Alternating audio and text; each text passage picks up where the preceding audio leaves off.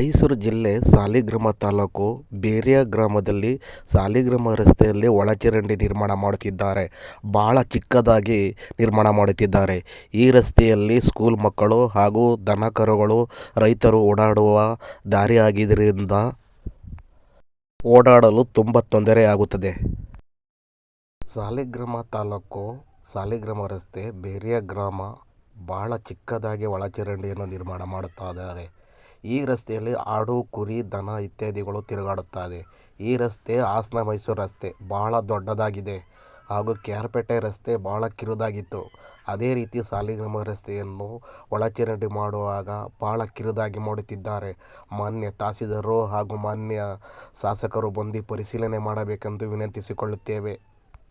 ಸಾಲಿಗ್ರಾಮ ರಸ್ತೆಯಲ್ಲಿ ಬಹಳ ಚಿಕ್ಕದಾಗಿ ಒಳಚರಂಡಿ ನಿರ್ಮಾಣ ಮಾಡುತ್ತಿದ್ದಾರೆ. ಆ ರಸ್ತೆಯಲ್ಲಿ ವ್ಯಾಪಾರ ವಹಿವಾಟುಗಳು ಬಹಳ ಹೆಚ್ಚಿನ ಸಂಖ್ಯೆಯಲ್ಲಿ ನಡೀತದೆ. ಒಳಚರಂಡಿಯಿಂದ ಬಹಳ ತೊಂದರೆಯಾಗುತ್ತದೆ.